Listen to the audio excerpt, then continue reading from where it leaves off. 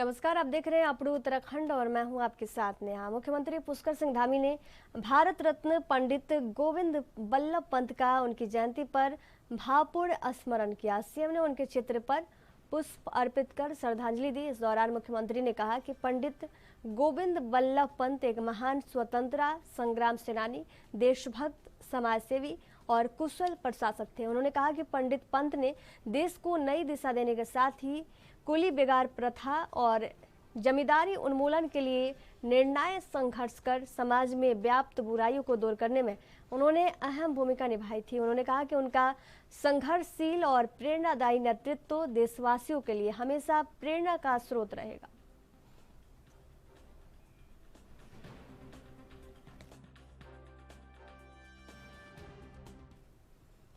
रुद्रपुर नगर निगम सभागार हॉल में भारत रत्न पंडित गोविंद बल्लभ पंत की जयंती पर कार्यक्रम का आयोजन किया गया।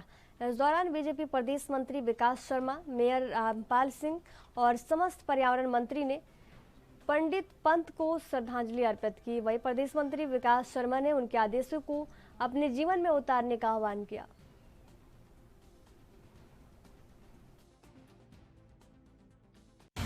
आज पंडित गोविंद बल्लभ पंत जी की 136वीं जयंती थी। आज हम लोगों ने आशुतोष विद्या मंदिर में और यहाँ नगर निगम में उन्हें पुष्प अर्पित करके श्रद्धांजलि अर्पित की। पंडित गोविंद बल्लभ पंत जी जो हमारे भारत रत्न हैं, हमारे स्वतंत्रता सेनानी रहे। उन्होंने अपनी पढ़ाई करने के बाद यहीं काशीपुर में वकालत की और उसके बाद उन्होंने हमारी देश की आज़ादी की लड़ाई लड़ी। उन्होंने साइमन कमीशन का विरोध किया, जिससे ब्रिटिश पुलिस के अत्याचारों से पंडित गोविंद बल्लभ पंत जी की कभी कमर सीधी नहीं हो पाई। और उसके बाद इन्होंने सुभाष चंद्र बोस जी का भी साथ दिया और देश को आज़ाद कराने का काम किया। पंडित गोविंद बल्लभ पंत जी हमारे संयुक्त प्रांत के प्रधानमंत्री भी रहे और उससे उत्तर प्रदेश के पहले मुख्यमंत्री के रूप में भी इन्होंने कार्य किया, गृह मंत्री के रूप में भी कार्य किया। आज विभिन्न प्रकार के संस्थान पंडित गोविंद बल्लभ पंत जी के नाम से, चाहे वो हमारा उत्तराखंड हो, चाहे वो दिल्ली हो, चाहे उत्तर प्रदेश हो, विभिन्न जगहों पे इनके नाम के बहुत सारे संस्थान चल रहे हैं। साथ में ही जब भारत और पाकिस्तान का बंटवारा हुआ तो इस तराई को बसाने का अगर श्रेय किसी को जाता है तो पंडित गोविंद बल्लभ पंत जी को जाता है, जो पंजाब के पूर्वी पंजाब से, पश्चिमी पंजाब से जो पंजाबी, जो बंगाली वहाँ से विस्थापित होकर आए, उन सबको इस क्षेत्र में बसाने का काम ही पंडित गोविंद बल्लभ पंत जी ने किया। हमें आज उनकी जयंती पर उन्हें मैं नमन करता हूँ, वंदन करता हूँ और हम सबको पंडित गोविंद बल्लभ पंत जी के आदर्शों पर चलना चाहिए। उनके किए हुए कार्यों को हमें आगे बढ़ाना चाहिए और हमेशा हमारी युवा पीढ़ी को उनके बारे में हमें बताना चाहिए। मैं पुनः उनके इस जन्म जयंती पे उन्हें नमन करता हूँ, वंदन करता हूँ। अल्मोड़ा के खूंट में भारत रत्न गोविंद बल्लभ पंत की जयंती धूमधाम के साथ मनाई गई। जयंती के मौके पर उनके पैतृक गांव में सांसद अजय टमटा, विधायक मनोज तिवारी सहित कई लोगों ने उन्हें याद किया और उनके चित्र पर माल्यार्पण कर श्रद्धांजलि भी दी गई।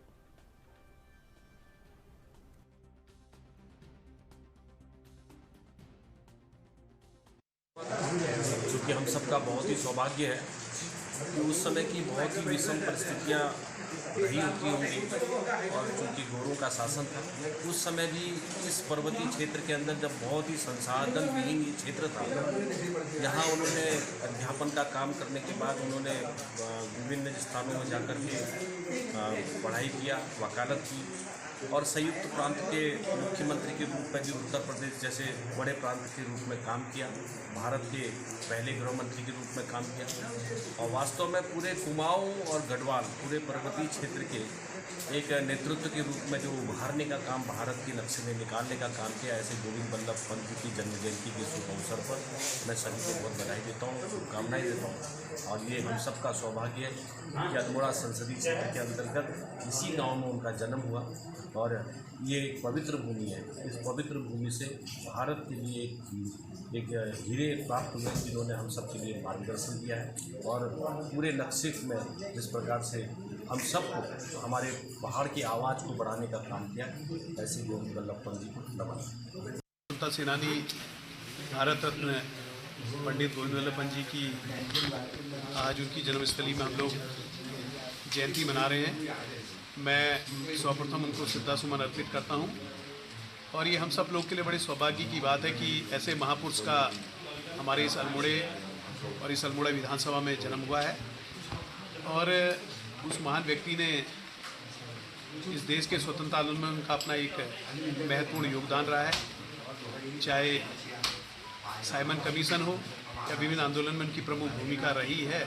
और उस समय जब समाज में भेदभाव छुआछूत था और उसको मिटाने के लिए भी उन्होंने एक अग्रणी पहल करी थी। और हम सब लोग आज यहाँ पर एकत्रित होकर, जब भी इससे पूर्ववर्ती सरकार रही हैं और यहाँ के पूर्व मुख्यमंत्री, उस समय के निवर्तमान मुख्यमंत्री यहाँ पर आए और यहाँ से एक इसको हम मेले के रूप में मनाते हैं और यहाँ से विकास के घोषणाएं करवाते हैं जिनको धरातल पर मूर्त रूप देते हैं। और मुझे उम्मीद है कि निश्चित से प्रदेश सरकार उनकी जयंती को एक विकास के रूप में भी मनाने का काम करेगी और यहाँ पर जो विकास अभी और होना है तो उसको बढ़ाने का काम करेगी। पौड़ी में पंडित गोविंद बल्लभ पंत की 136वीं जयंती धूमधाम के साथ मनाई गई। इस मौके पर कलेक्ट्रेट परिसर में कार्यक्रम का आयोजन हुआ। जिलाधिकारी आशीष चौहान और बीजेपी जिलाध्यक्ष सुषमा रावत समेत मौजूद सभी लोगों ने पंडित पंत के चित्र पर माल्यार्पण और पुष्पांजलि अर्पित की। इस दौरान वक्ताओं ने कहा कि पंडित गोविंद बल्लभ पंत का पौड़ी से नाता रहा है। उन्होंने इस मौके पर इतिहास बन चुकी उनकी जीवनी और उनके द्वारा आज़ादी हासिल करने के लिए किए गए कार्यों पर प्रकाश डाला गया।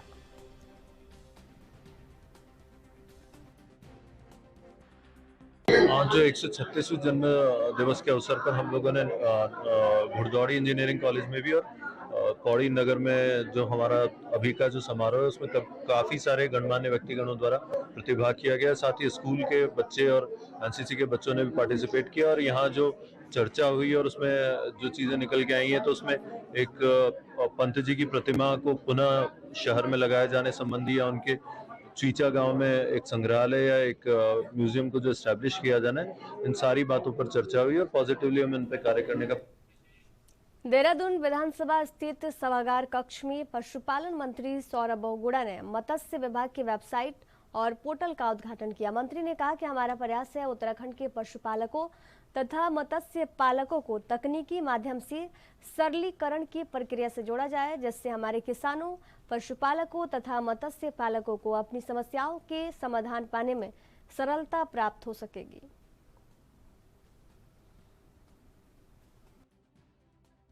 देखिए, आज के दिन हर व्यक्ति के पास इंटरनेट की अवेलेबिलिटी है।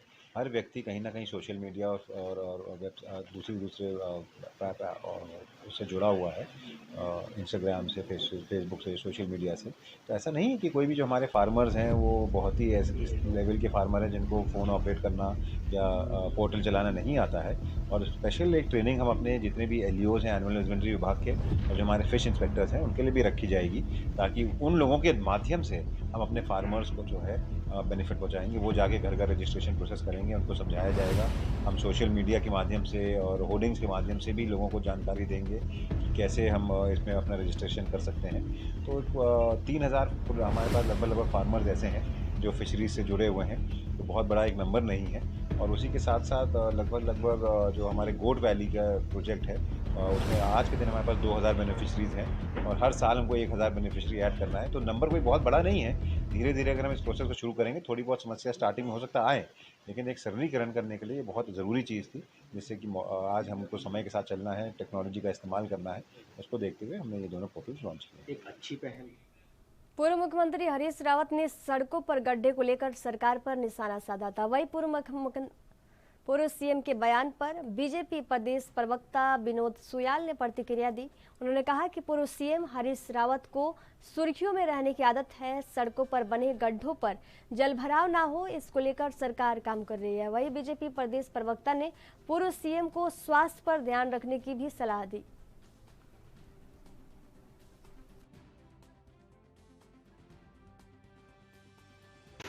देखिए, हरीश रावत जी को हमेशा सुर्खियों में रहने की आदत है। वो कुछ न कुछ गड्ढे तो कांग्रेस ने उनके लिए भी बहुत खोद रखे हैं। भारतीय जनता पार्टी का पूरा प्रयास है कि जो शहर के अंदर गड्ढे हैं उनमें किसी तरह से जल भराव न हो। सरकार का भी ये पूरा प्रयास है। मेरी हरीश रावत जी को सलाह है कि वो सरकार को रचनात्मक सुझाव दें, और जिस तरह का उनका अनुभव है और जिस तरह का उनका बुढ़ापा है, तो वो भी अपने कांग्रेस प्रदेश अध्यक्ष करण माहरा के बयान पर बीजेपी ने पलटवार किया है। बीजेपी प्रदेश प्रवक्ता विपिन कैंथोला ने कांग्रेस प्रदेश अध्यक्ष को सलाह देते हुए कहा कि वे पहले अपने पार्टी के अंदर अपनी स्वीकार्यता बना लेते तो अच्छा होगा। उन्होंने कहा कि सरकार डेंगू के नियंत्रण पर लगातार काम कर रही है, अस्पतालों में मरीजों का इलाज तरीके से चल रहा है। साथ ही उन्होंने कहा कि कांग्रेस को इस समय सकारात्मक रूप से एक विपक्षी दल होने के नाते बीजेपी की तरह रक्तदान कैंप लगाते तो अच्छा होता। उन्होंने कहा कि बीजेपी सकारात्मक काम कर रही है।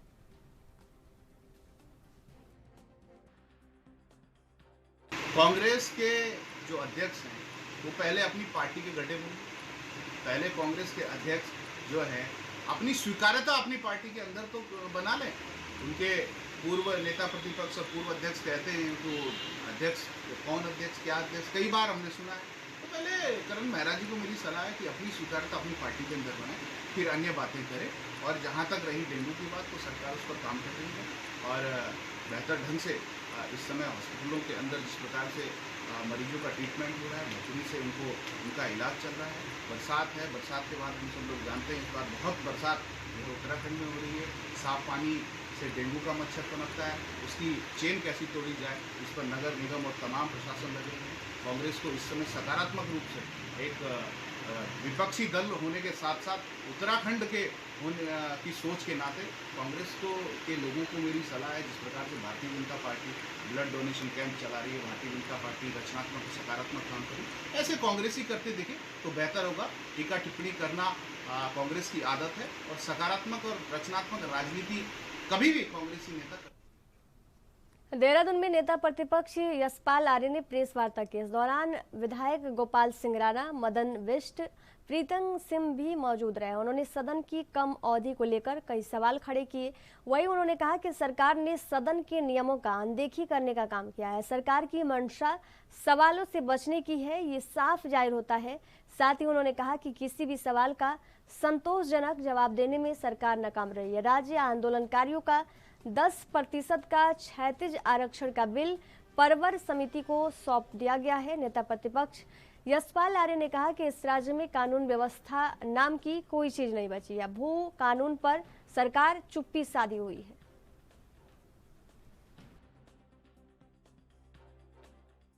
हमारी रणनीति क्या, हमारी मंशा साफ है।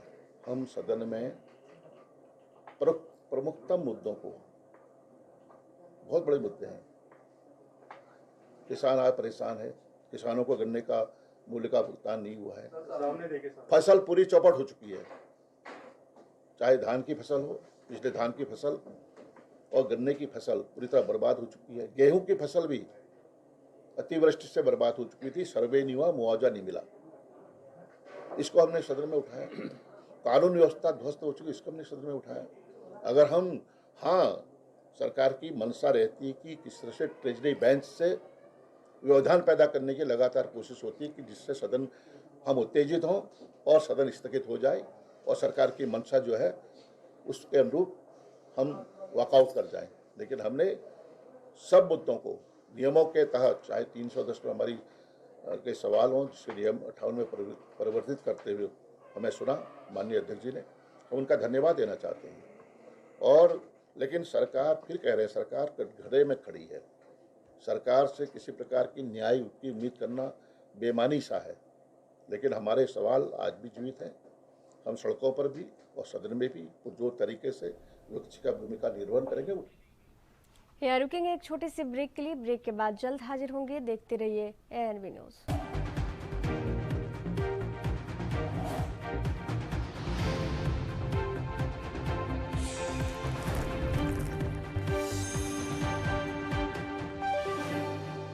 ब्रेक के बाद एक बार फिर से आप सभी का स्वागत है। बढ़ेंगे अगली खबर की ओर। रुड़की में ढडेड़ा फाटक पर उदय सिंह पुंडीर के आवास पर पहाड़ी व्यंजन पार्टी का आयोजन किया गया।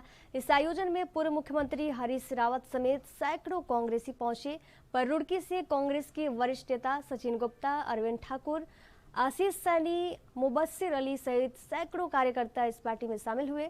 इस दौरान पूर्व मुख्यमंत्री हरीश रावत ने कहा कि बागेश्वर उपचुनाव में हमें जनता का बेहद प्यार मिला है। 2024 में कांग्रेस अपनी सरकार बनाएगी। वही पार्टी के संयोजक उदय सिंह पुंडीर ने कहा कि इस प्रोग्राम को रखने का उद्देश्य सबको एक मंच पर लाना था और कार्यकर्ताओं ने पार्टी में शामिल होकर साबित भी कर दिया है कि हम सब एक हैं।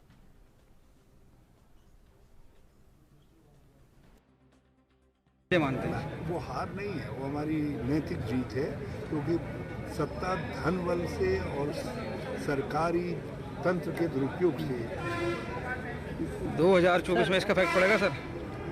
इसका असर पड़ेगा। कांग्रेस के कार्यकर्ताओं का मनोबल बहुत ऊंचा है।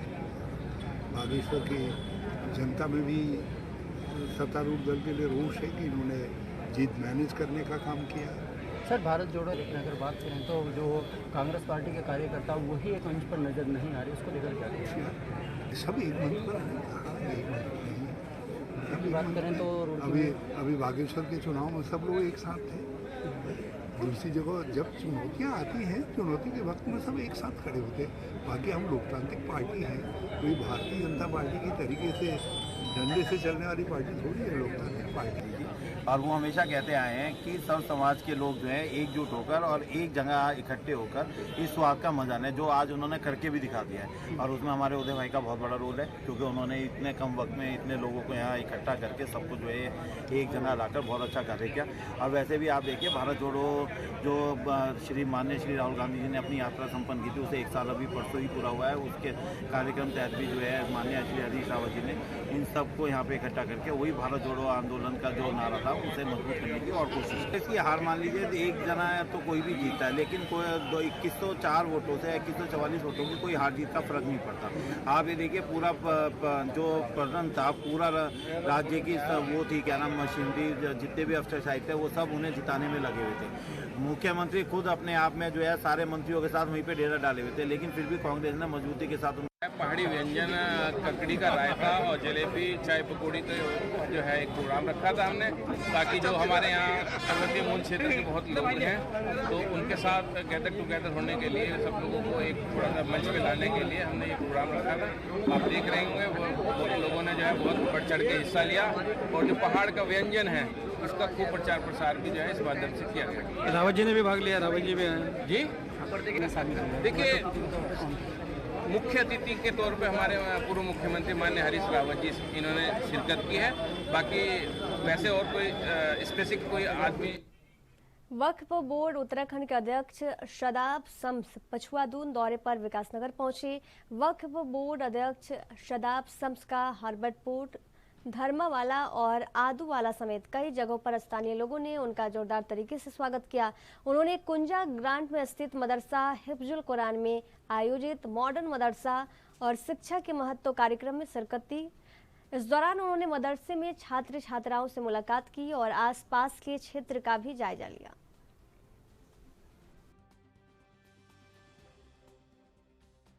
अच्छी बात है कि आज मुस्लिम समाज अपने बच्चों के एजुकेशन को लेके बहुत पॉजिटिव है, और उसको लगता है कि अब जो मॉडर्न मदरसा है, जहां हमने कहा एनसीईआरटी का सिलेबस हम पढ़ाएंगे और हाफ टाइम के लिए वो मदरसा स्कूल की तरह चलेगा और आधे वक्त के लिए वो मदरसा चलेगा। बेटियों के लिए अलग इंतज़ाम होंगे, बेटों के लिए अलग इंतज़ाम होंगे, और एक बहुत अच्छा कॉम्बिनेशन अपने उलेमाओं के साथ मिलकर हम लोग ये बनाने जा रहे हैं। मुझे उम्मीद है कि इन मदरसों से मेरे बच्चे अब डॉक्टर, इंजीनियर, हाफिज़ कुरान के साथ साथ अब डॉक्टर, इंजीनियर, फिलासफर और साइंटिस्ट भी बनेंगे और मुल्क को ताकत देने का काम करेंगे। एपीजे अब्दुल कलाम साहब के रास्ते पे आगे बढ़ेंगे। और मुझे लगता है ये जज्बात जो आज कौम के हैं, ये देख के मुझे खुशी हो रही है कि अब ये मुस्लिम समाज जाग रहा है। अब ये समाज अपने बच्चों की एजुकेशन को लेके बहुत पॉजिटिव लाइंस के ऊपर आ रहा है। मुझे लगता है कि अगर देवभूमि उत्तराखंड में ये बड़ा बदलाव करने में हम युवा मुख्यमंत्री के नेतृत्व में कामयाब रहे, तो ये समझ लीजिएगा कि देवभूमि उत्तराखंड से बहुत बड़ी शुरुआत होने जा रही है, जो देश के लिए बहुत बड़ी नज़ीर साबित है। देखिए, नशा इस्लाम में हराम है, जैसे सुअर का गोश्त खाना इस्लाम में हराम है, ब्याज खाना हराम है, उसी तरह से नशा भी हराम है। जो लोग इस्लाम हक का नाम है, और अगर कहीं मैं ये मानता हूँ कि सबसे पहले कोई इसके खिलाफ आवाज़ उठाएगा तो वो मुस्लिम समाज को होना चाहिए। मुस्लिम बहन बेटियों को, बुजुर्गों को अब ये देखना चाहिए, अगर उनके घर में भी कोई बच्चा नशे का कारोबार कर रहा है या नशा कर रहा है तो उसकी कंप्लेंट सीधा 100 नंबर पे, 112 नंबर पे नंबर डायल करके वहाँ पे पुलिस से करें और ऐसे लोगों को अरेस्ट कराएं। ये एक मुहिम के तौर पे यहाँ के मैं बहुत सारे लोगों से मिला, युवाओं से मिला, उलेमाओं से मिला। यहाँ के इंचार्ज भी इसको एक बहुत बड़ी मुहिम के रूप में ले रहे हैं। और मैं ये कह सकता हूँ कि जब समाज जागरूक होता है तो फिर नशा क्या है, हमने अंग्रेज यहाँ से, इस मुल्क से अंग्रेजों को भगा दिया, तो नशा कौन सी बहुत बड़ी चीज़ है। इस नशे को भी उखाड़ के फेंकेंगे। मुझे उम्मीद है कि जब लोग जागरूक हो जाते हैं तो बुराई अपने आप बुराई का अंत हो जाता है। रुड़की के पिरान कलियर साबिर पार्क का 755वां उलाना उर्स 16 सितंबर से शुरू होने जा रहा है, जिसको लेकर पुलिस और प्रशासन तैयारियों में जुट गया है। उर्स मेलों में लाखों की संख्या में देश विदेश से जायरीन पिरान कलियर पहुंचते हैं, इसलिए सुरक्षा के लिहाज से पुलिस प्रशासन के लिए एक बड़ी चुनौती होती है। पुलिस प्रशासन लगातार बैठक कर मेले को शांतिपूर्ण तरीके से संपन्न करने की तैयारी कर रहा है। वहीं इस मामले पर एसपी देहात स्वप्न किशोर सिंह का कहना है कि उर्स मेले को लेकर पुलिस ने कमर कस ली है, साथ ही मेले में पर्याप्त पुलिस फोर्स मौजूद रहेगा। प्रशासन और पुलिस के द्वारा समन्वय स्थापित कर जो भी अतिक्रमण हटाने और अन्य कार्य अमल में आने हैं वे सभी किए जा रहे हैं। चूँकि इसमें अलग से ही उर्स के लिए एक अलग से कोतवाली बनती है और उसके लिए अलग से इंस्पेक्टर रैंक के अधिकारी नियुक्त होते हैं, तो जो भी रिक्वायरमेंट ऑफ फोर्स होगी वो सब प्राप्त कर लिया जाएगा। साथ ही लोगों से लगातार सावधानी बरतने और सजग और सतर्क रहने की अपील की जा रही है, ताकि किसी भी तरह की अप्रिय घटना को होने से निवारित किया जा सके। विशेष रूप से जो बालक हैं, बालिकाएं हैं, दिव्यांग हैं या वृद्ध हैं, महिलाएं हैं, अब उनको किसी भी तरह की कोई असुविधा ना हो, इसके लिए आम जन का सहयोग अपेक्षित है। तो अगर कहीं किसी के साथ कोई सहयोग की स्थिति बनती है, कोई सहयोग प्राप्त करना चाहता है, तो आम जनता उन्हें सहयोग दे। कोई पुलिस से सहायता चाहिए तो नज़दीकी थाने और चौकी को सूचना दें। विशेष रूप से बालक बालिकाओं के मामले में लोग सतर्क रहें, सावधान रहें, क्योंकि सावधानी ही बचाव है। अगर कहीं कोई खो जाता है मेले में तो तत्काल 112 नंबर पर या नज़दीकी चौकी, थाने या चेक पोस्ट को सूचित कर पुलिस का सहयोग प्राप्त करें। देखिए, इसमें आम जन को भी अपने स्तर से सतर्कता तो बरतनी ही है, पुलिस भी सतर्क रहेगी। सिविल ड्रेस में भी एक टीम लगाई गई है जो शरारती तत्वों या असामाजिक तत्वों पर विशेष रूप से निगाह रखेगी। इस संबंध में प्रशासन के विभिन्न विभागों के साथ समन्वयात्मक रूप से कार्य किया जा रहा है, ताकि जो भी बेहतर से बेहतर व्यवस्था हो सकती है वो की जा सके। अपने उत्तराखंड की खबरों के सफर में फिलहाल दीजिए जाने की इजाजत। देखते रहिए एनबी न्यूज़। नमस्कार।